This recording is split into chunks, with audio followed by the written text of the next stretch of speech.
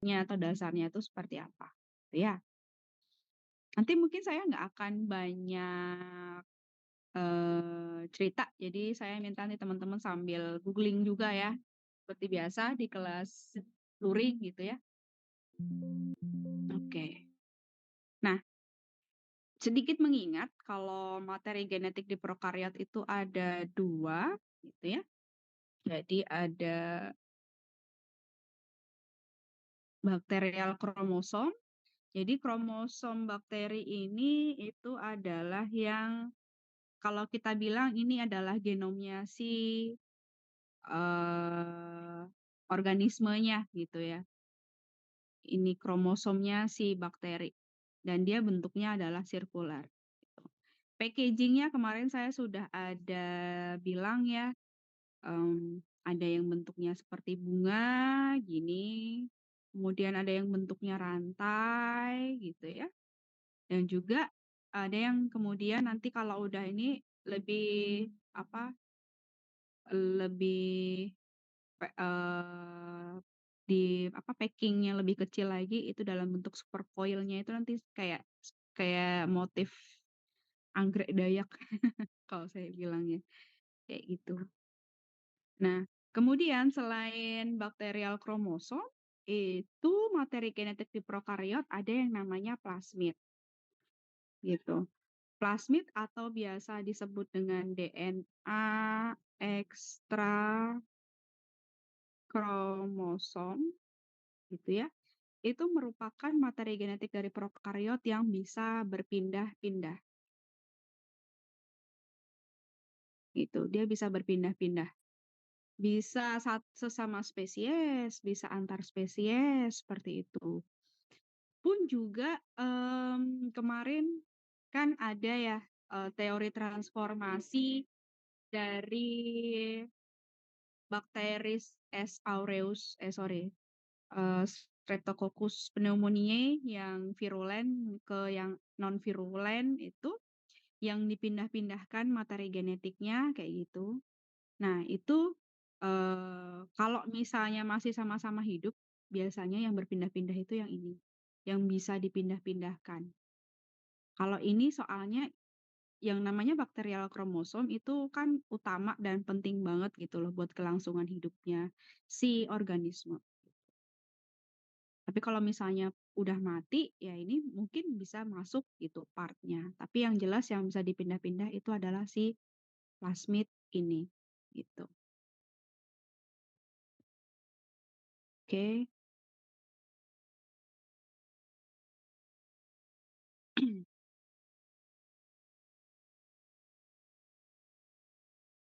Nah, ini yang akan kita pelajarin yaitu dogma sentral. Jadi dasarnya kemarin teman-teman sudah belajar ya, udah nonton videonya juga tentang sentral dogma. Untuk mempersingkat waktu juga, takutnya nge-lag gitu, di sini jaringannya. Nanti teman-teman lihat videonya sendiri. Nanti saya kasih link-nya di akhir PPT ya untuk nonton.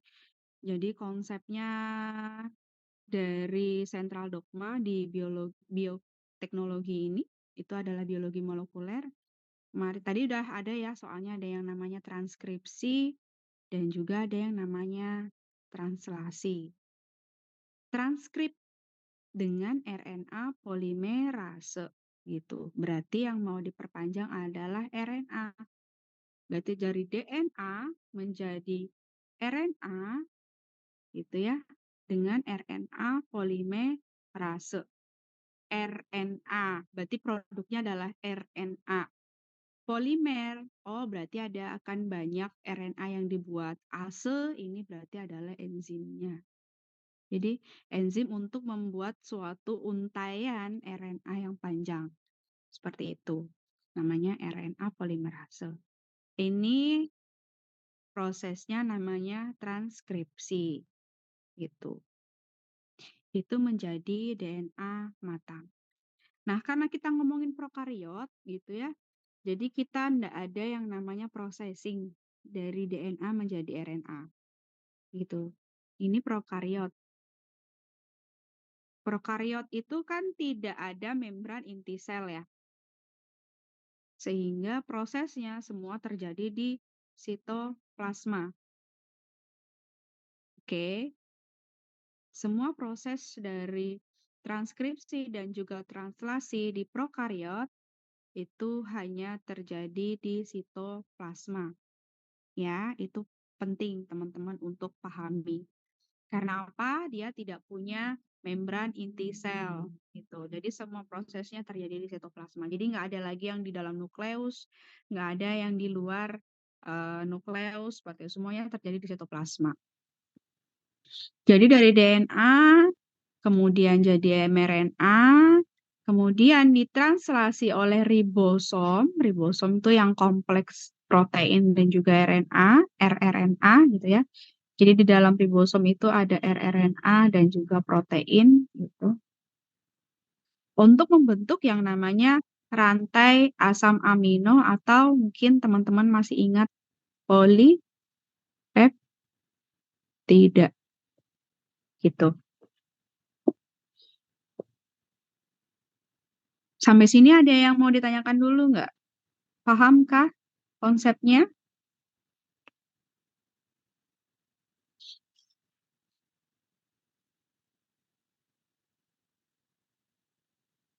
Paham ya? Oke.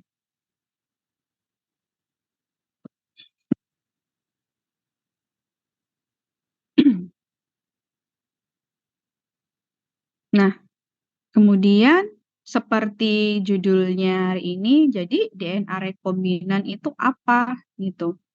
Dan konsep tadi transkripsi translasi itu buat apa? Seperti itu. Ada yang bisa menjelaskan? Silahkan. Coba kita lihat. Di sini ada siapa aja.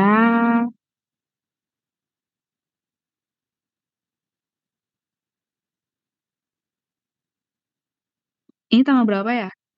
Tanggal 2 September. Oh, di sini mana ada. 2 tambah 9, 7. Oke, kita urutin dari sini aja ya. Absen 7. 1, 2, 3, 4, 5, 6, 7. Katrian Dienta mana? Kok 2 tambah 9, 7, 2 tambah 9, 11. Ya udahlah, 9 kurangi 2. Katrian mana? Eh, apa Katrian? DNA rekombinan itu apa? Teman-teman boleh sambil googling ya, bebas.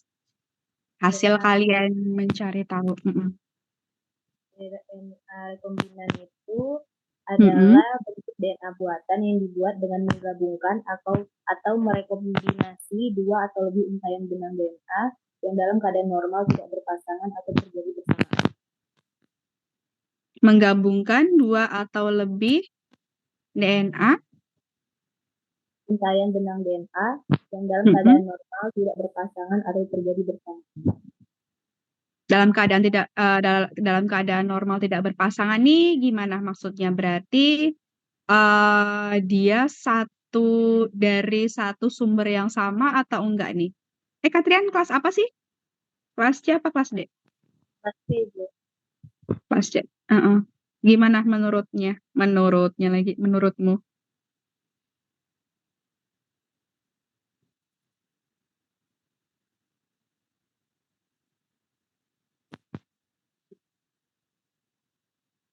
Kan digabungan untuk membentuk DNA baru, tapi mereka sebelumnya tuh tidak berpasangan. Jadi maksudnya gimana nih? Yaitu Apakah dari dari Heeh. sumber DNA yang berbeda gitu. Beda ya? Beda sumbernya nih ceritanya. Bergabung baru menghasilkan DNA yang baru. Oh, oke. Dari sumber yang berbeda untuk menghasilkan DNA yang baru. Oke, thank you. Kita clock dulu. Nah, tadi kan 9 kurangi 2. Nah, sekarang 9 tambah 2, 11. 11 dari bawah deh. 1, 2, 3, 4, 5, 6, 7, 8, 9, 10, 11. Nurul Syakina. Ada? Iya Bu, ada Bu. Gimana Nurul Syakina? DNA rekombinan itu apa?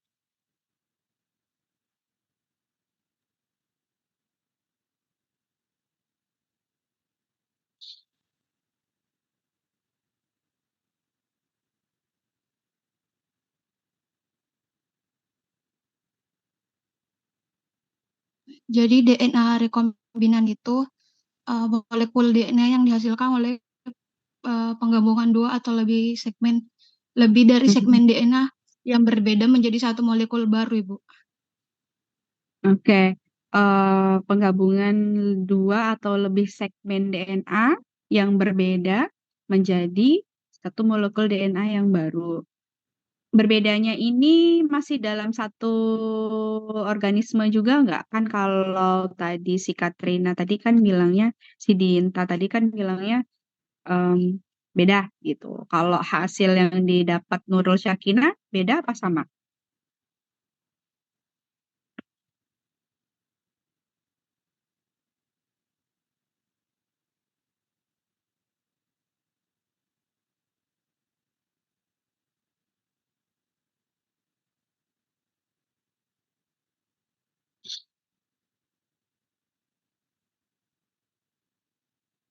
Yang lainnya juga kalau mau bantu jawab juga boleh ya.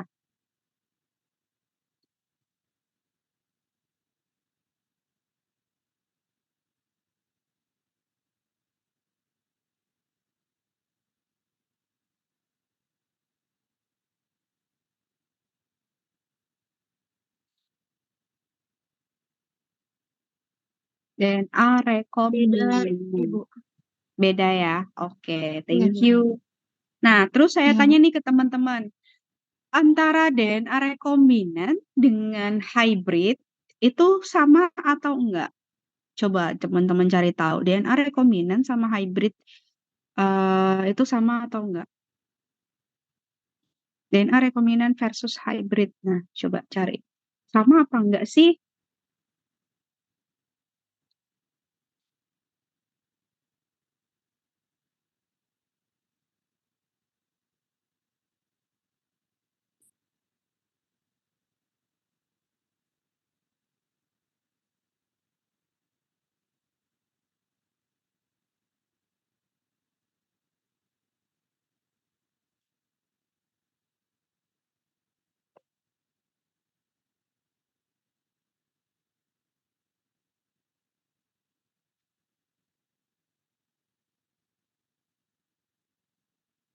Gimana? Ada yang bisa jawab?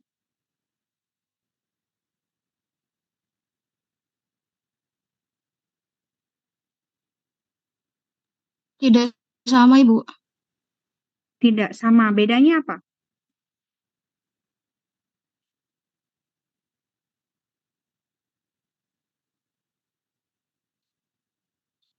Bedanya di level apa nih hybrid sama DNA rekombinan?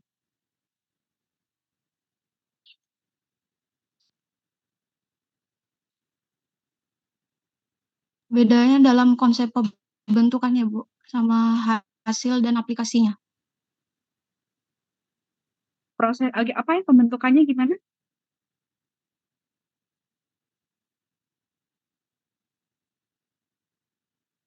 Boleh diulang Nurul Syakina? Bedanya, Bu, Mm-mm. pembentukannya, hasil dan tadi satunya dan aplikasinya. Mm-mm, aplikasinya. Oke. Ada yang bisa ngasih contoh? Siapapun boleh Ibu langsung aja. izin menjawab. Mm-mm, silahkan. Kalau yang hybrid itu lebih ke kayak perkawinan dari dua spesies yang berbeda gitu, Bu. Kayak misalnya Mm-mm, singa jantan dan harimau betina kayak gitu di hybrid mm-mm. kayak gitu. Kalau yang DNA itu lebih ke segmen DNA-nya aja yang sel-sel kecilnya. Oke, thank you ya Adelia. Ya, jadi secara level untuk penggabungannya, meskipun dua-duanya sama-sama menggabungkan ya dua sifat atau dua hal yang berbeda, tapi yang satu itu tuh levelnya tuh level organismenya. Jadi kayak oh ya udah langsung dikawinkan. Jadi kita tidak bisa memastikan oh saya ingin misalnya tadi DNA macan sama DNA apa ya tadi harimau ya singa sama harimau gitu ya. Kemudian saya pinginnya yang jadi singa belentong-belentong yang seperti apa, kayak gitu. Nah, itu kita nggak bisa memastikan, gitu. Beda kalau misalnya dia level DNA rekombinan atau sampai yang level cloning, itu kita benar-benar bisa menentukan gen apa yang mau kita buat, kayak gitu sih. Beda di level ininya, gitu ya. Oke, thank you. Kita lanjut lagi. Oke. Sudah terjawab. Untuk produk lah teman-teman udah pada tahu lah ya. Kemarin sudah disampaikan di awal perkuliahan yang pertemuan pertama dengan saya. Kalau di farmasi ya pasti jelas kayak antibodi rekombinan, kemudian protein terapeutik gitu ya. Untuk diagnostik vaksin itu yang teman-teman kemarin sering dengar gitu ya waktu COVID dan lain sebagainya. Nah, ini yang perlu teman-teman tahu, karena kita mempelajari prokariot seperti itu. Nah, urutan dari gen prokariot, kalau kita ngomong gen kan berarti satu kesatuan atau struktur yang akan menghasilkan suatu protein gitu. Nah, cuman uniknya memang kalau di prokariot itu biasa kita sebutnya dia sebagai polisistronic gitu. Nah, kenapa bisa seperti itu? Gitu. Jadi maksudnya apa? Gen prokariot yang polisistronic dari namanya aja poli gitu. Kalau kita sebelumnya mungkin sempat berpikir, oh berarti satu gen atau DNA fungsional itu hanya menghasilkan satu protein. Nah, ternyata di prokariot itu dia dalam satu urutan DNA fungsionalnya polisistronic atau biasa kita sebutnya ini urutan opron gitu ya. Itu dia bisa menghasilkan banyak sekali protein. Jadi nanti ada protein A, ada protein B, ada protein C dan seterusnya. Makanya dia disebutnya dengan polisistronic. Jadi ketika proses transkripsi kemudian translasi gitu ya, dilanjut jadi dari DNA, ini kan DNA-nya nih, ini organisasi gen ini kan DNA, ini level DNA nih ceritanya. Semuanya ini adalah level DNA. Ya, ini DNA nih. Nanti kalau misalnya ini ditranskripsi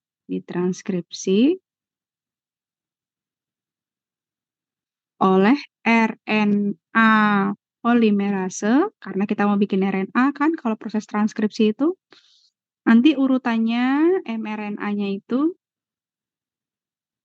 nanti dia akan ada banyak sekali protein gitu ya. Ada protein A, kemudian nanti ada protein B, itu dalam sekali proses gitu loh. Dalam sekali proses dia akan ada banyak sekali protein. Karena apa? Karena kan tadi ya, dia itu proses transkripsi sama translasinya itu terjadi di sitoplasma. Sehingga ketika proses transkripsi masih berlangsung, masih jalan nih, itu ribosom bisa langsung nempel di mRNA yang sudah terbaca. Jadi misalnya udah baca dulu di sini, oh ya udah dia akan terjemahkan langsung jadi protein A. Oh dia udah mulai baca lagi nih di gennya B gitu. Oh dia udah baca lagi nih gennya C gitu. Sampai jadi transkripsi belum selesai, itu protein udah langsung dihasilkan melalui proses translasi. Jadi mRNA-nya kayak masih gantung gitu ya.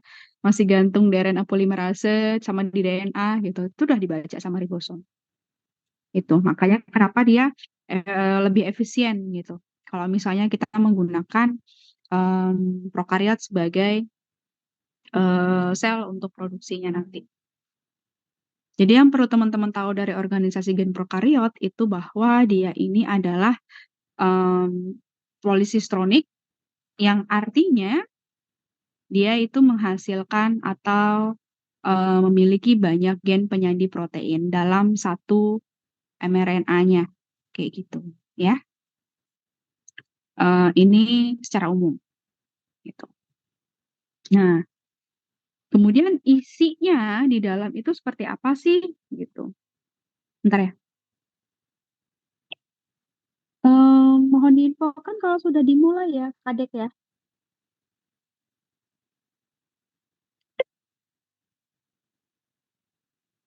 Nah, kemudian di transkripsi itu, Baik Ibu, nanti diinfokan. oh ya, bareng. Nah, di transkripsi sama translasi itu kan DNA ya yang diproses. Transkripsi itu DNA yang diproses gitu. Jadi ketika teman-teman melihat struktur yang seperti ini, jadi sebenarnya di sini di dalamnya ini ada urutan DNA. Ini contoh aja ya, ini contoh aja kayak misalnya ini C C C G A T kayak gitu. Ini contoh aja gitu. Nah, ini dibuat kotak-kotak warna yang berbeda itu untuk membagi areanya gitu, areanya atau bagian-bagiannya. Nah, jadi ini adalah suatu gen gitu ya. Ini gen itu seperti ini. Kalau yang tadi ini kan ini regulatornya ada jauh gitu ya, seolah-olah dia jauh gitu regulatornya sama si operon.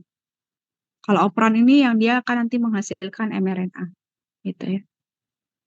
Ini untuk ditranskripsi. Nah, kalau regulator ini itu adalah yang nanti kayak sistem buka tutupnya atau oh oke, kita mulai transkripsi. Oh, stop dulu nih transkripsi kayak gitu.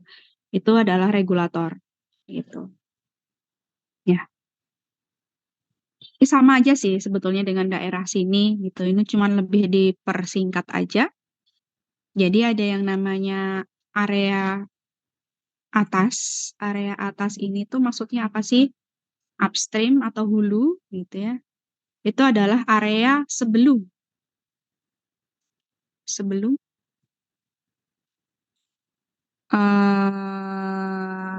apa ya kita bilangnya? Sebelum gen. Bukan sebelum gen ya. Ya udah sebelum ini deh kita bilangnya, sebelum kerangka baca terbuka. Gitu.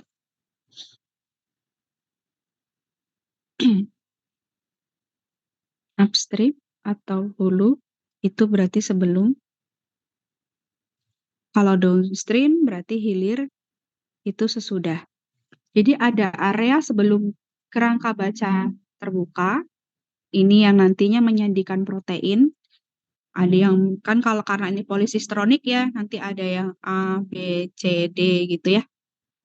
Kemudian yang downstream atau hilir itu adalah bagian setelah gitu, urutan DNA yang nantinya menjadi protein. Nah, di dalam upstream atau daerah hulu itu ada yang namanya operator, ada yang namanya promotor, ada yang namanya inisiasi transkripsi. Gitu. Apa sih, Bu? Itu bingung deh, gitu ya. Nah, ini saya coba jelaskan ulang.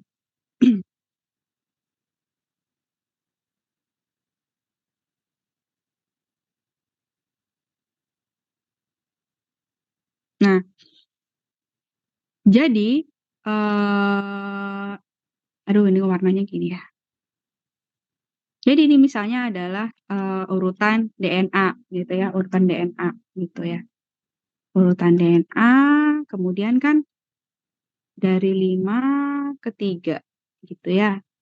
Ini berarti pasangannya 3 ke 5. Nah, bagian ini tuh tadi tuh ada yang bagian untuk operator gitu ya. Si operator. Kemudian nanti di sini ada yang namanya promotor. Promotor ini itu fungsinya adalah untuk tempat menempelnya RNA polimerase. Jadi, oke, dari operator bilang, oke, ini waktunya untuk bikin protein ini yang urutan di sini nih, gitu. Nah, mulailah dia untuk menginisiasi si RNA supaya menempel gitu. Nah, tempat penempelannya atau dudukannya itu disebut dengan promotor. Jadi ada suatu urutan DNA yang dia itu untuk tempat menempel. gitu. Di urutan DNA-nya ini, kalau di prokariot kita sebutnya dengan Prepnobox, gitu. Prepnobox ini apa, Bu? Jadi kan tadi misalnya di sini ada si codon start gitu ya. Ini codon start. Terus di sini adalah codon stop gitu. Terus di sini ada mulai O+1 sebutannya. Nah, Pepnobox ini adalah suatu urutan DNA yang dia berada tadi kan di hulu atau di sebelumnya. Jadi kita bilangnya karena dia di sebelum DNA untuk menyandikan protein, itu biasanya kita minus berapa sih? Minus tuh maksudnya mundur berapa gitu. Minus berapa atau berapa DNA sebelumnya kayak gitu. Jadi kayak mundur gitu loh, mundur sekian pasang basa gitu. Nah, Prepnobox ini ada di urutan minus 35 sampai dengan minus 10 seperti itu. Urutannya itu kalau saya tidak salah ingat itu adalah ini. Ada TA, TA, AT. Ini nanti coba teman-teman cek lagi ya, cek di internet ya, atau cek di buku ya, gitu. Untuk si Prepnobox atau si promotornya dari prokariot itu. Proses transkripsi, nanti teman-teman cobalah cari video di YouTube gitu ya, proses transkripsi. Itu pasti ada proses yang namanya penempelan dulu nih, si RNA polimerase gitu ya, dia nempel duduk gitu ya. Jadi dia nempel gitu ya, anggap aja ini RNA polimerase gitu ya. Nah, tapi di situ dia baru duduk aja, gitu ya. Dia baru duduk, belum memulai untuk proses transkripsi, gitu. Nah, nanti ketika sudah duduk, gitu ya, sudah duduk, baru tuh dia nanti sambil jalan. Dia nanti jalan, gitu kan, jalan. Nah, nanti ketemu yang namanya +1. +1 atau inisiasi transkripsi. Transkripsi. Jadi si RNA polimerase duduk di promotor, kemudian dia jalan, gitu ya. Ini belum ngapa-ngapain nih, dia belum nerjemahin, kayak dia baru jalan dulu. Nah, ketemulah si +1, jadi nanti kalau di database itu ada +1 tuh urutannya apa, gitu ya, beda-beda soalnya. Nanti di situ, oke, baru diinisiasi transkripsi, setelahnya, gitu ya. Nanti di sini barulah dia nanti bisa menerjemahkan DNA menjadi mRNA gitu. Barulah nanti ketika si ini RNA polimerase yang kuning ini gitu ya, itu dia nanti baru akan menerjemahkan mRNA gitu. Sampai akhir dia ketemu sama yang namanya terminator gitu.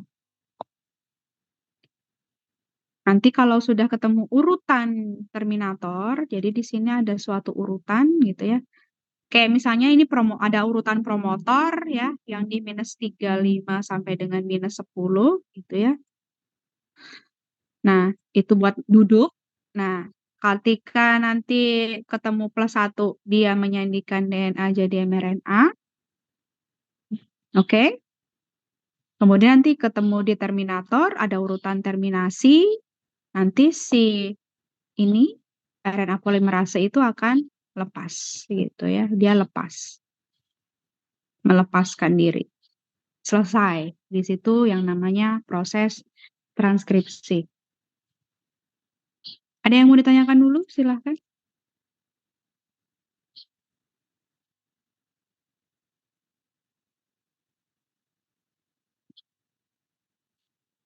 Nggak ada?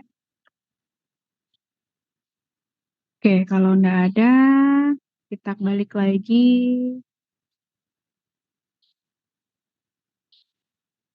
Ya, jadi ada beberapa komponen yang terdapat dalam proses transkripsi dan juga translasi gitu. Kalau yang transkripsi yang tadi sudah saya jelaskan ya, bahwa ada promotor gitu ya. Kemudian ada inisiasi transkripsi atau +1 yang dimana dia mulai baca untuk mRNA gitu ya. Kemudian dia mulai jalan sampai dia ke terminator. Itu adalah transkripsi gitu ya. Nah, setelah transkripsi, setelah mRNA-nya jadi ini, nah di dalam mRNA itu ada urutan ini, urutan RBS, urutan untuk codon start, sama urutan untuk codon stop. Ini sebetulnya ada di DNA-nya juga gitu kan, namanya juga diterjemahkan menjadi transkripsi gitu ya.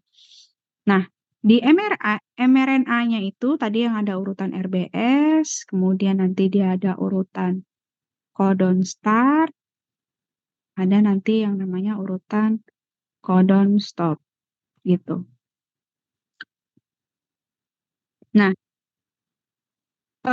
mRNA ini kan dia ada urutan RBS atau ribosom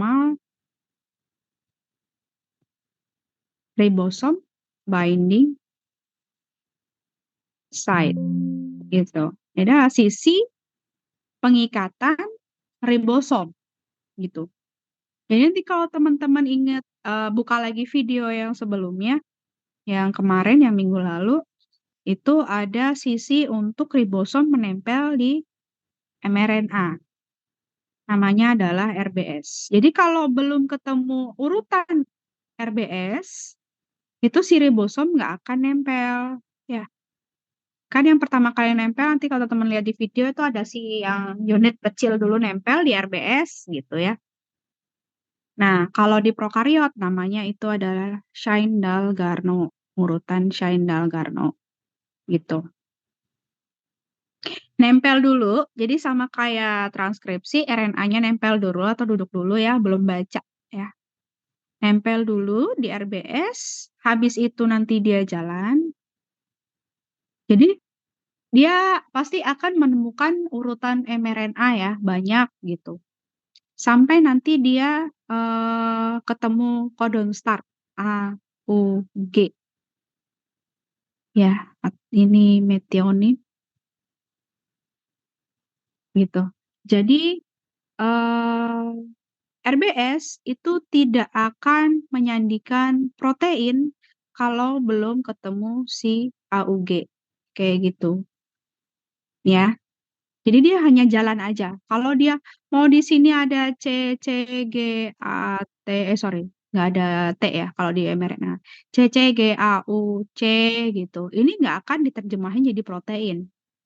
Ini nggak akan diterjemahin jadi protein. Pokoknya dia harus ketemu dulu urutan sampai dia nemu urutan A, U, G. Oke, baru di sini dia akan membawa asam amino metionin untuk memulai nanti baru dia baca lagi ada asam amino apa gitu ya. Sampai dengan dia di codon stop gitu ya, ada 3 gitu ya. Baru nanti dia akan berhenti untuk menyandikan asam aminonya gitu. Sehingga komponen dari translasi itu adalah RBS, kemudian codon start sama codon stop. Beda ya sama yang transkripsi. Kalau transkripsi itu berarti promotor, inisiasi, kemudian terminator gitu. Nah, elemen cis trans ini adalah nanti teman-teman bisa baca sendiri ya elemen cis trans ini gitu.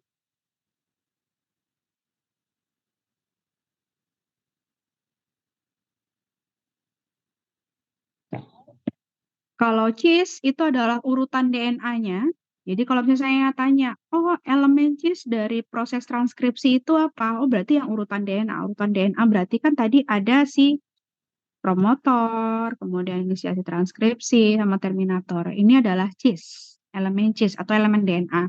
Tapi kalau saya tanya elemen trans, itu adalah elemen selain urutan DNA, kayak gitu. Apa aja? Nah, yang nempel di promotor tadi itu ada apa aja? Oh, ada RNA polimerase, gitu. Oh, nanti misalnya ada protein lain, kayak misalnya faktor sigma, seperti itu. Pokoknya elemen selain cis itu adalah trans. Gitu. Kalau cis itu sudah pasti yang urutan DNA-nya, gitu ya. Nah, ini adalah prinsip dasar dari apa namanya teknologi DNA rekombinan yang ditemukan oleh Stanley Cohen dan juga Herbert Boyer gitu ya tahun 1972. Tadi seperti yang sudah disampaikan oleh teman kalian gitu ya. Rekombinan itu adalah mengkombinasikan dua gen yang berbeda untuk menghasilkan DNA yang baru gitu. Nah, tahapannya ada 5 gitu ya.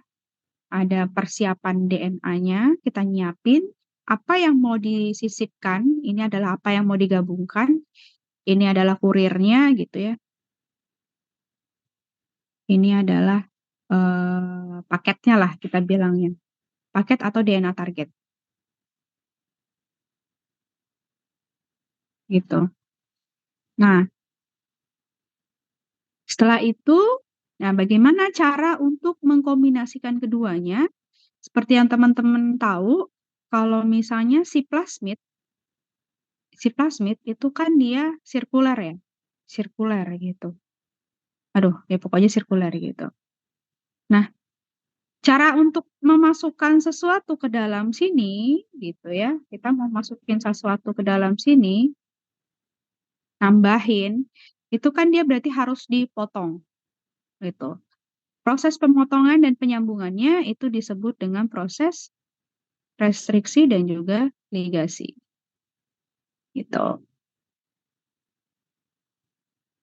Habis itu, nanti, nah itu kan sudah terbentuk DNA rekombinannya, kita mau produksi kan ceritanya. Kalau kita mau produksi, mau memperbanyak gitu, berarti kan kita butuh pabriknya.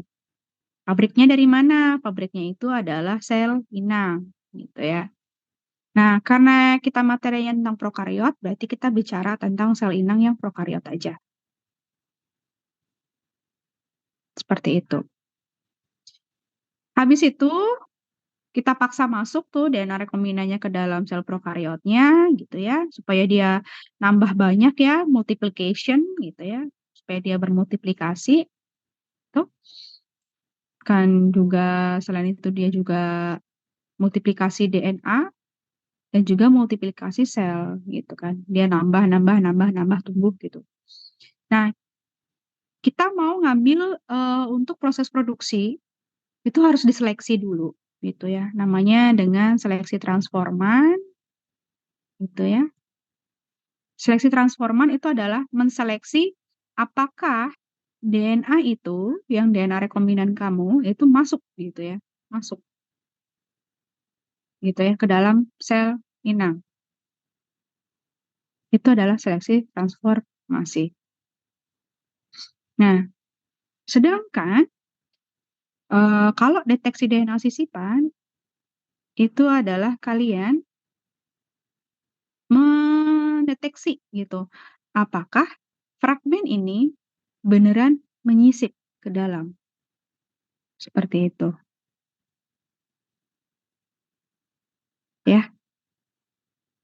Jadi tahapannya ada nyiapin nih apa yang mau direkombinasi gitu, apa yang mau kita produksi DNA targetnya dan yang ngebawa siapa nih nanti kayak gitu.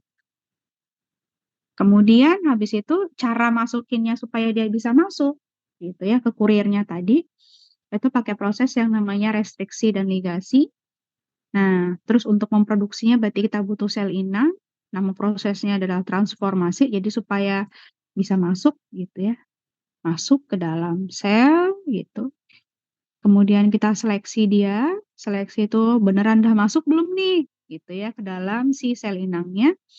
Dan yang terakhir kita pastikan, oh ini nyisip nggak nih gitu ya, nyisip nggak gitu. Ini ada nggak gitu. Atau dia hanya ini aja gitu. Memastikan ini atau ini yang ada di dalam sel inang itu untuk deteksi DNA sisipan kayak gitu. Nah, untuk persiapannya gitu ya, DNA sisipan atau DNA target itu macam-macam sumbernya gitu ya. Sumbernya ada yang dari pustaka DNA gitu ya. Jadi kita punya genom, misalnya genom manusia, tapi kita ambil yang sudah eksonnya saja gitu ya. Genom manusia kita masukin ke dalam sel-sel bakteri gitu ya nanti. Nah, jadi kalau misalnya A, B, C, D dan seterusnya. Jadi kalau kita misalnya mau ngambil, oh kita punya DNA target untuk faktor pembekuan darah, dia ada di C gitu. Ya udah kita tinggal ambil aja, tinggal kita perbanyak urutannya. Biasanya pakai PCR gitu ya. Kemudian ada pakai DNA bebas intron. Ini kalau misalnya kayak virus COVID kemarin, kita mau memperbanyak, karena COVID kemarin itu dia RNA base, berarti kita harus bikin dia menjadi DNA dulu. Kan ini untai tunggal ya. Kalau mau mengombinasikan itu dia harus untai ganda. Gitu. Jadi kita akan membuatnya mRNA menjadi complementary DNA. Dan yang terakhir itu ada DNA sintetik, gitu ya. Ini boleh dilakukan ketika urutannya kurang dari 100 pasang basa, atau kita tidak tahu itu makhluk hidupnya apa, gitu ya. Itu untuk DNA sisipan. Kalau vektor itu macam-macam, ada plasmid, cosmid, bakteriofaga, ada bakyak, gitu ya. Ini teman-teman bedanya itu bisa cek di internet gitu ya, bisa cek di sana gitu. Jadi kalau saya ngeluarin soal pertanyaan perbedaannya, itu harapannya teman-teman sudah dapat jawabannya ya. Nah, ini tadi contohnya gitu ya, untuk yang sisipan. Kemudian ini untuk yang vektor atau si kurirnya. Kalau tadi jenisnya, bukan tipenya ya. Kalau yang ini ada pembagian vektor berdasarkan tujuannya. Ada yang untuk cloning aja. Cloning itu berarti untuk memperbanyak DNA-nya aja. Nah, kalau yang itu lagi untuk ekspresi. Ekspresi itu berarti dia akan menghasilkan protein. Bedanya apa? Kalau ekspresi itu dia bisa diperbanyak juga. Jadi maksudnya apa? Jadi si rekombinan itu bisa bereplikasi juga gitu ya. Tapi kalau cloning dia hanya replikasi aja untuk memperbanyak aja gitu. Kan kita misalnya cuma bikin 10 nih, kita masukin ke dalam sel, harapannya dia berkembang banyak gitu, karena kan ada proses replikasi. Nah, tapi kalau vektor ekspresi, dia kita masukin, kita harapannya dia untuk menghasilkan protein gitu. Kalau yang ini dia tidak menghasilkan. Jadi di sini tidak ada yang namanya proses translasi, itu enggak ada. Tidak diharapkan lah istilahnya. Gitu. Jadi tujuannya emang hanya untuk perbanyakan DNA aja. Terus ada juga shuttle vector gitu ya. Ini kalau misalnya kita punya sel inangnya lebih dari satu. Contoh, kita mau perbanyakan DNA-nya di bakteri. Tapi produksinya cuma bisa di sel mamalia. Berarti kan sel inangnya lebih dari satu. Otomatis kurirnya itu kita pakai yang shuttle vector. Gitu. Kemudian ada yang jenisnya suicide. Jadi si plasmid itu masuk ke dalam kromosom untuk dihasilkan terus menerus. Gitu. Itu namanya suicide vector. Jadi dia sengaja dimasukkan itu untuk membunuh si sel target yang tidak diinginkan. Kayak gitu contohnya.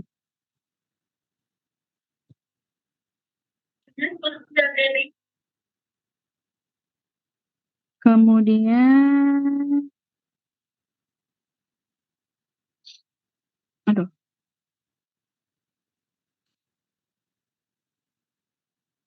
Ini contohnya gitu ya, teman-teman nanti bisa cek ada plasmid apa aja, ada bakteriofag apa aja, kemudian ada yeast apa aja gitu ya. Dan biasanya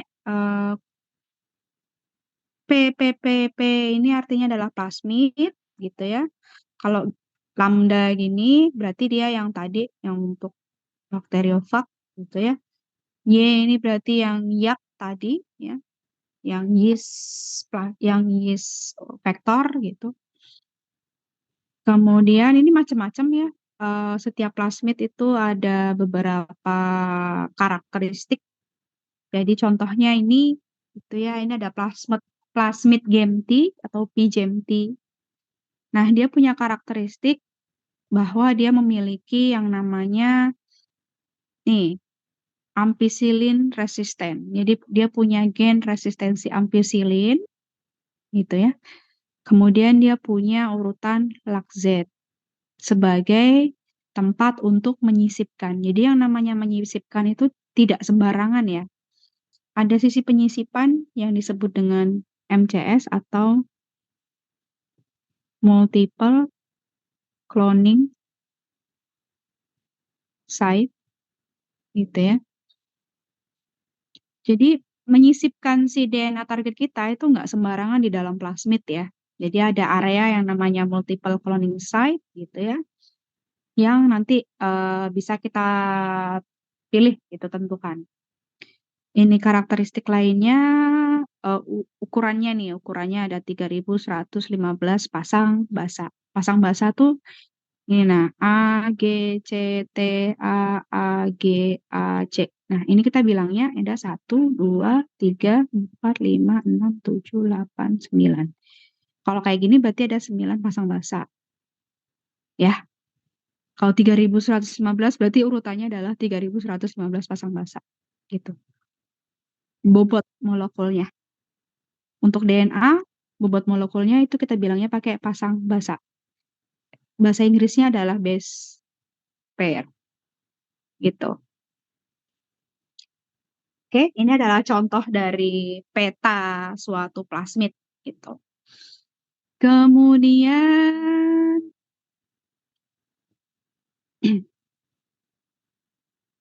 nah ini cara kita memasukkan apa namanya? DNA target ke plasmid.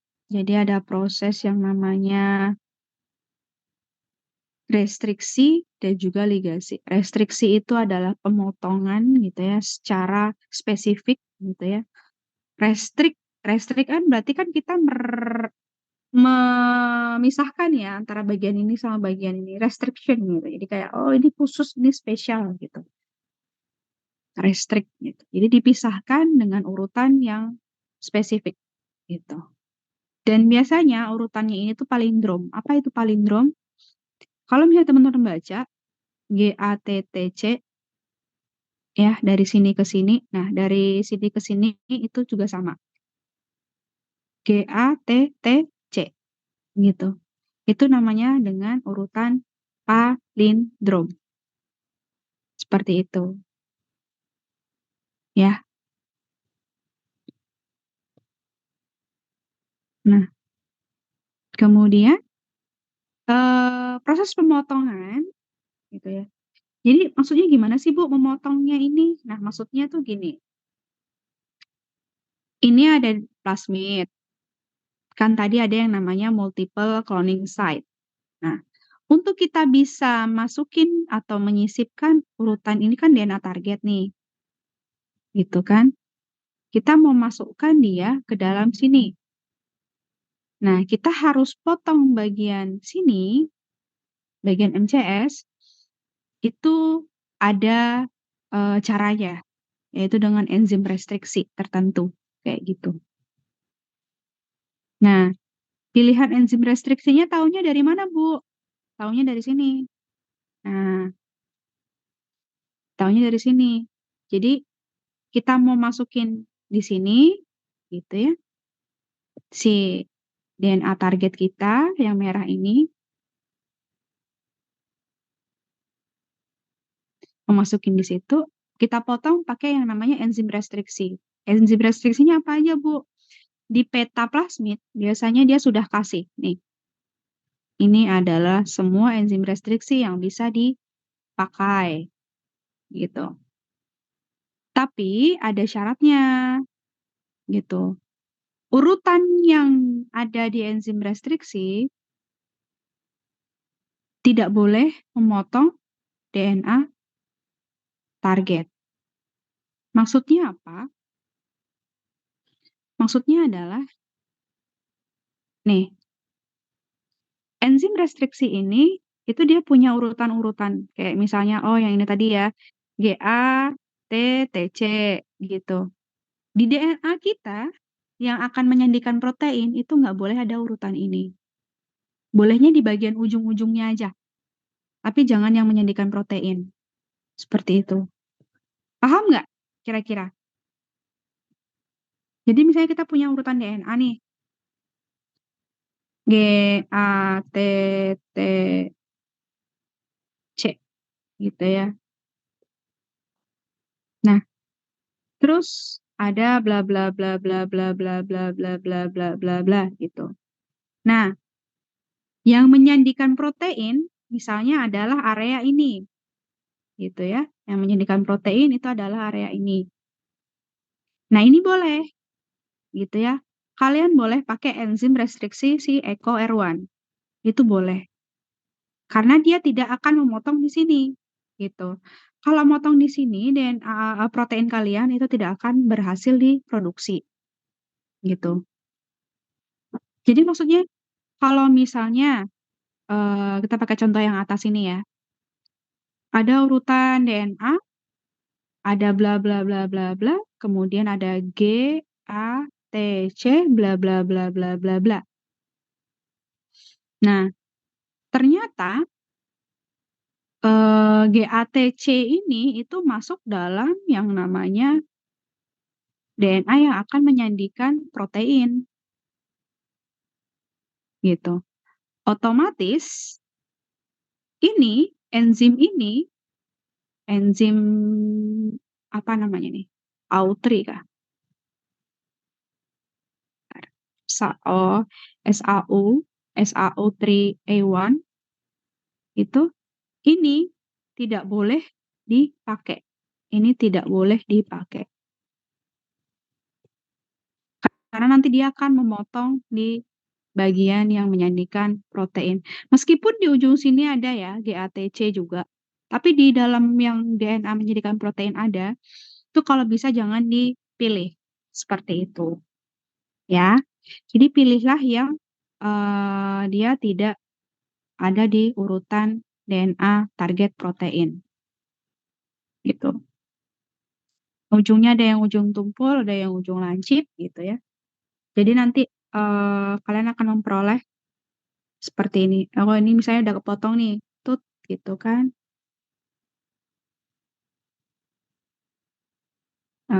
Ini berarti ini.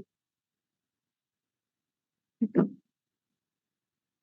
Nah, berarti DNA kalian nanti akan masuk di sini. Aduh, gini, gitu. Gitulah pokoknya ya, gambarnya jelek nggak apa-apa. Seperti itu. Nah, supaya hasil penyambungan ini tidak lepas, itu kemudian digabung pakai enzim yang namanya enzim ligase. Nama prosesnya ligasi, enzimnya namanya ligase. Karena kita ngomongin enzim ya. Itu. Ligase. Jadi dia nyambung lagi. Gitu. Karena kan yang dipotong bagian tadi ya ikatan fosfodiester gitu. Ini alasan pemilihan sel inang prokariot gitu ya. Karena tadi di bakteri dalam waktu singkat aja dia udah bisa menghasilkan banyak sel, jadi cepat aja gitu ya. Jadi kita bisa mendapatkan jumlah yang DNA yang banyak, protein yang banyak gitu ya. Pertumbuhannya cepat, mediumnya gampang. Cuman memang dia tidak bisa untuk beberapa protein yang kompleks. Itu tidak bisa. Jadi dia tidak, kekurangannya itu dia tidak ada yang namanya modifikasi pasca translasi.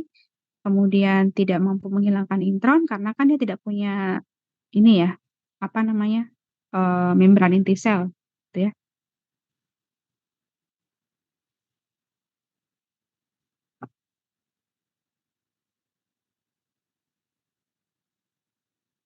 Oke. Nah, ini transformasi yang tadi saya bilang, kita sudah punya nih, berarti rekombinan, ya, gabungan antara 2 DNA yang berbeda untuk membentuk DNA baru. Itu kan sudah terbentuk ya, DNA rekombinannya. Nah, terus kita mau perbanyakkan di dalam sel gitu, berarti kan kita harus melalui proses yang namanya transformasi. Nah, proses transformasi berarti kita memaksa si punya kita ini untuk masuk gitu ya, memaksa untuk masuk. Nah, proses masuknya ini ada beberapa tahap, ada beberapa cara maksudnya, sorry. Jadi ada yang chemical, chemical ini berarti pakai kimia, kimianya adalah CaCl2. Ya, CaCl2. Selain itu, secara fisik itu ada yang pakai nanopartikel. Nah, secara fisik yang lain itu ada yang pakai listrik dikejutkan gitu ya. Kemudian ada secara fisik yang lain itu sebetulnya ini heat shock. Gitu.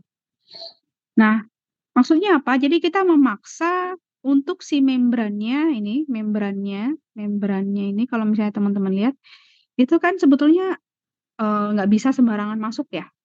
Jadi gimana kita caranya membuat membrannya itu terpaksa terbuka, gitu ya, supaya si DNA rekombinan kita bisa masuk ke dalam sel. Seperti itu. Itu namanya proses transformasi. Nah, untuk seleksinya jadi kita make sure nih, oh bagaimana supaya kita tahu udah masuk belum nih, gitu. Ada yang namanya seleksi koloni biru putih, gitu. Jadi ketika ini sudah masuk, gitu kan, di sini kita pengen tahu nih, kita kan pasti mau ngambilin ya sel yang punya DNA rekombinan kayak gitu. Nah, caranya adalah ditubuhkan di dalam media yang memiliki nih ampicillin, X-gal, dan juga IPTG. Maksudnya apa? Kalau misalnya teman-teman lihat di sini, di petanya, itu ada namanya gen LAC-Z. Nih, gen LAC-Z. Kalau misalnya gen LAC-Z ini utuh ya, kita bilang utuh. Ini gen LAC-Z utuh. Berarti kan tidak ada yang menyisip. Ya kan? Kalau tidak ada yang menyisip, berarti maksudnya adalah DNA target kita nggak masuk. DNA targetnya nggak ada. Gitu. Berarti si LAC-Z-nya ini masih utuh. Utuh gitu. Karena dia gen, berarti kan dia akan menghasilkan suatu protein. Protein LAC-Z.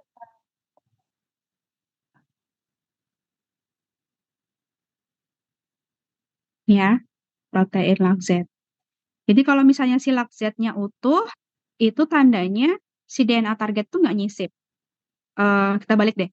Kalau DNA target tuh nggak nyisip, berarti LAC-Z-nya utuh. Kalau LAC-Z-nya utuh, berarti proteinnya LAC-Z itu akan dihasilkan. Tujuannya apa sih sebetulnya? Jadi ketika protein LAC-Z itu dihasilkan, gitu ya. Jadi ketika protein LAC-Z tadi dihasilkan, LAC-Z,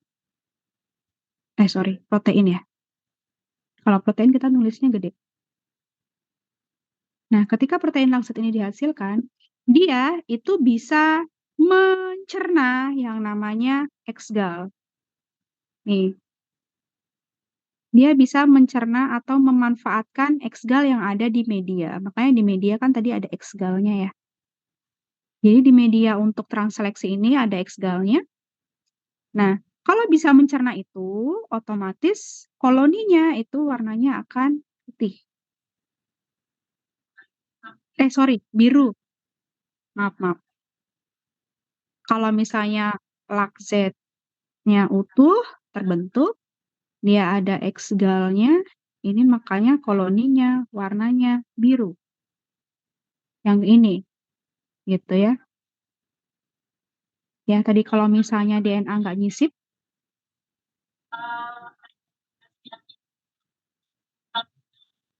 gen lakzetnya utuh, sehingga lakzetnya dihasilkan, gitu ya. Lakzetnya bisa mengkonsumsi X-gal di media, sehingga koloninya warnanya jadi biru.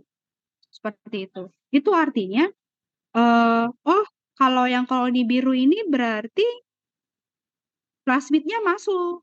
Tapi DNA-nya kita ini tidak menyisip, tidak berhasil untuk menyisip. Itu. Lalu kalau yang berhasil menyisip gimana? Kalau yang berhasil menyisip itu berarti si plasmid tadi, kalau misalnya berhasil menyisip, berarti kan lakzetnya tidak utuh, putus kan, putus. Berarti kan dia tidak bisa menghasilkan protein lakzet ya, ini tidak berhasil gitu ya, tidak berhasil dihasilkan. Otomatis kalau kayak gini kan si X-galnya itu juga tidak bisa dikonsumsi, tidak bisa dipakai. Kalau nggak bisa dipakai, otomatis kan tidak ada perubahan warna koloni. Jadi yang putih ini artinya adalah DNA rekombinan kalian itu berhasil tersisipkan gitu. Ya, gimana, paham nggak sampai sini?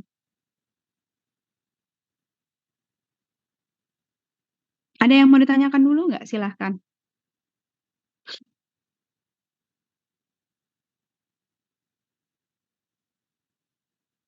Halo?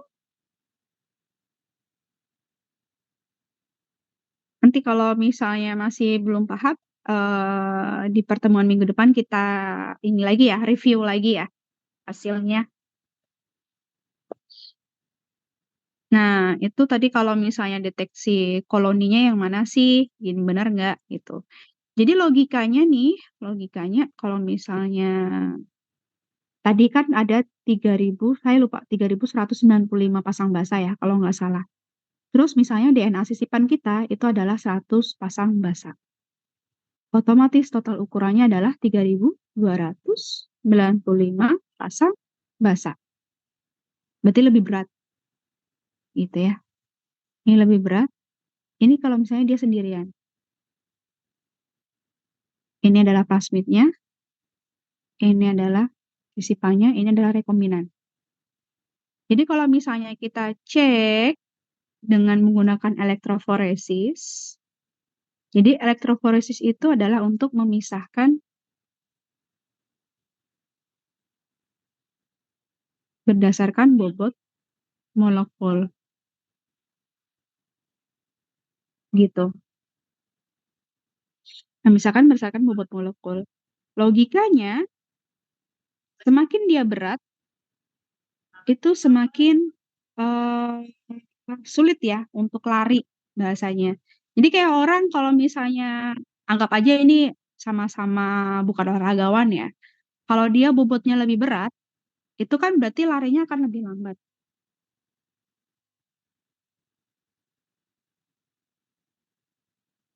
Paham nggak di sini konsepnya? Jadi kalau misalnya dia ringan, otomatis kan orang lari juga lebih cepat kan, gitu. Ngedorongnya juga lebih cepat kan, gitu.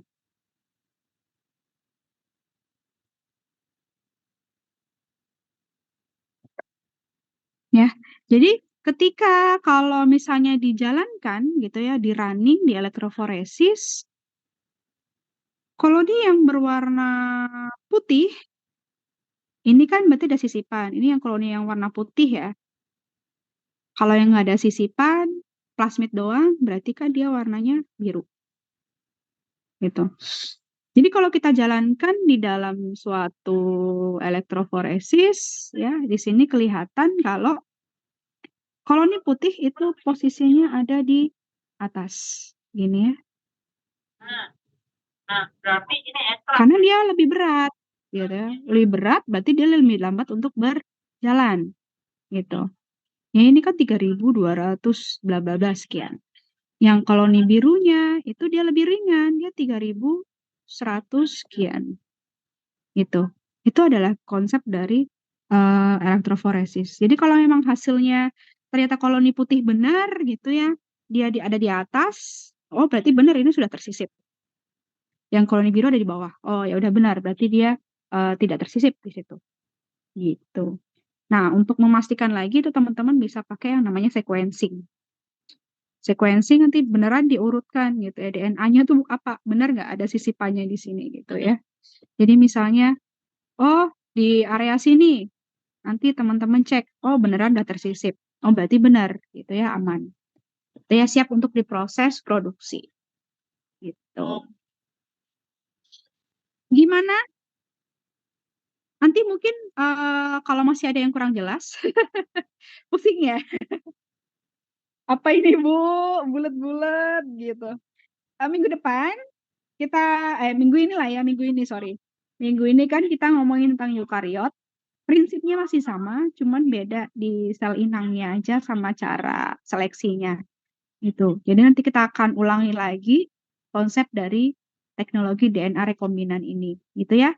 Jangan lupa untuk catatannya, jadi saya nanti akan minta review lagi. Jadi saya pengen tahu nih, kalian pahamnya sejauh mana, nanti bagian mana yang perlu diulangin. Gitu ya, jadi fungsinya review itu. Oke, karena sudah jam berapa nih? 9.48, mungkin cukup ya absennya. Nanti saya kabarin untuk bukanya ya. Oke, ini berarti 73 orang. Oke. Ada yang izin nggak? PJ?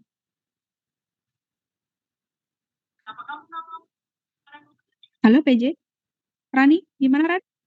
Ada yang izin nggak Ran kelasmu? Untuk kelas D sih Bu nggak ada ya Bu, soalnya nggak ada yang ngechat saya Bu.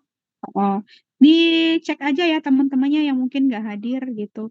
Jadi nanti pas absensi kan saya bisa tahu jumlahnya benar apa enggak. Heeh. Yang kelas C, PJ-nya ada yang izin nggak? Nggak ada sih, Bu. Oke, aman ya Indri ya. Iya, Bu. Oke, nanti dicek juga jumlahnya. Oke, mungkin itu aja PPT-nya akan saya share hari ini, insya Allah. Sampai jumpa di hari Jumat, Kamis ya, Kamis Jumat ya. Oke, see you. Terima kasih yang sudah hadir.